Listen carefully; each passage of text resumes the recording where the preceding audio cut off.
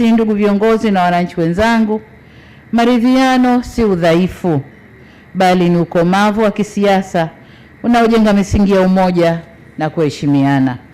Ni ishara kwamba viongozi wanaweza kutofautiana kwa hoja, lakini wakakubaliana katika mambo ya msingi ya uendeshaji wa nchi, kujali maslahi na ustawi wa wananchi na nchi kwa ujumla.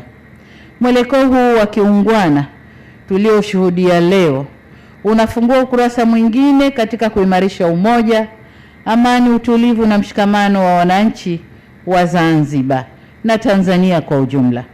Hakika jitihada hizi zinapaswa kuendelezwa na kuenziwa. Nimesema kwamba hili ni jambo la kiungwana kwa kuwa uungwana unatufunza siasa za kushindana kwa hekima na sio kupaza sauti bila mantiki. Uungwana unatufunza siasa zinazotanguliza maslahi ya nchi na wananchi wake, na siasa zinazotawaliwa na sauti zenye staha, utu, heshima na utulivu ili kufikia mustakabali wa pamoja wa kitaifa. Uungwana hutufunza au hautufunzi kiburi na kutosikilizana. Wananchi wetu hawahitaji vurugu wala mivutano ya kisiasa isiyoisha. Wananchi wetu wanahitaji amani, usalama na utulivu. Shauku ya wananchi wote bila kujali vyama vyao ni kuona serikali ikiwapa huduma bora za kijamii, ikiimarisha shughuli zao za kiuchumi na kukuza ajira katika mazingira yenye ustawi.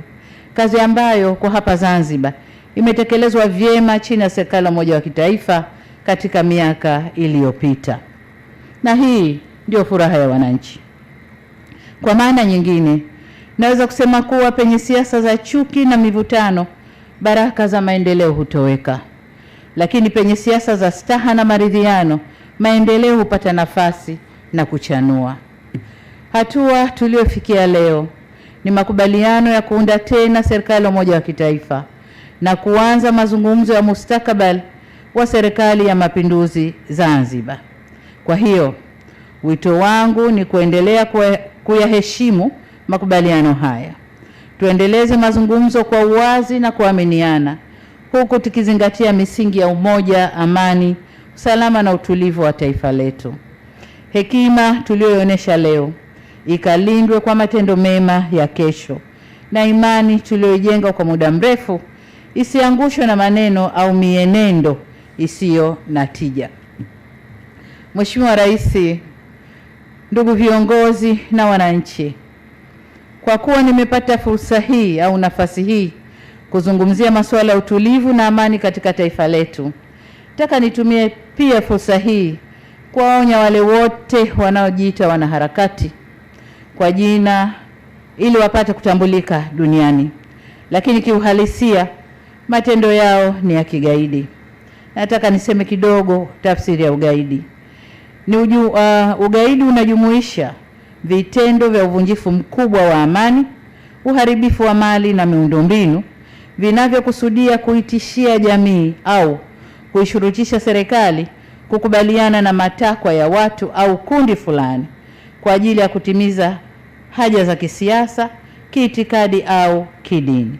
Lakini kwa mustakabali wa sasa dunia tunayokwenda nayo, unaweza ukafanyika pia ukikusudia kuirudisha nyuma nchi inayoendelea kwa kasi. Pia inaweza ikatumika. Watu au kundi hilo linakuwa na kauli zinazovaa sura ya kizalendo, lakini kwa undani ni maslahi binafsi. Mtu anayeipenda nchi yake kiukweli huijenga na sio kuibomoa. Pande huu tumeipenda nchi yetu. Tumetofautiana, tumevumiliana, hatukufanya vurugu za kubomoa nchi yetu wala kuharibu au uvunjifu wa amani. Na wasihi wa Tanzania, tushikamane kwa ajili ya maendeleo ya taifa letu na sio kulifanya taifa kuwa duni kwa matakwa ya watu binafsi ambao maisha yao huko waliko na hata hapa nchini yanategemea malipo yatokanayo na kufanya vurugu au kuivuruga nchi yao kwa maslahi ya wengine. Katika hali hii, niwahakikishie Watanzania kwa serikali yenu inasimama imara katika ulinzi wa raia wake na mali zao.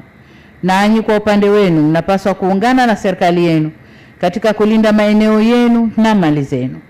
Vitendo vya kigaidi katu havikubaliki, sio kwa Tanzania tu bali ulimwengu mzima.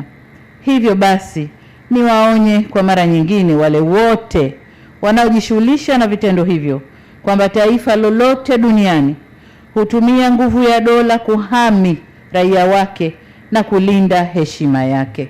Nasi Tanzania kama taifa hatutasita kufanya hivyo.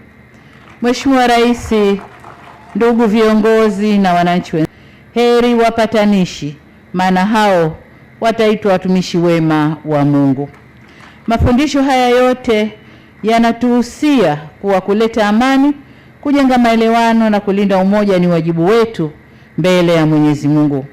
Hali kadhalika ni matakwa ya kikatiba na miongozo mingine ya kibinadamu.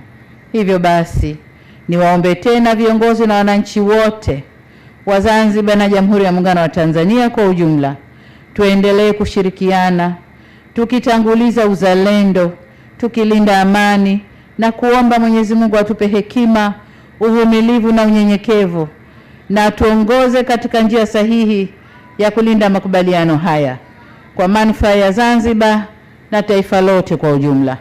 Asanteni sana kunisikiliza. Asante.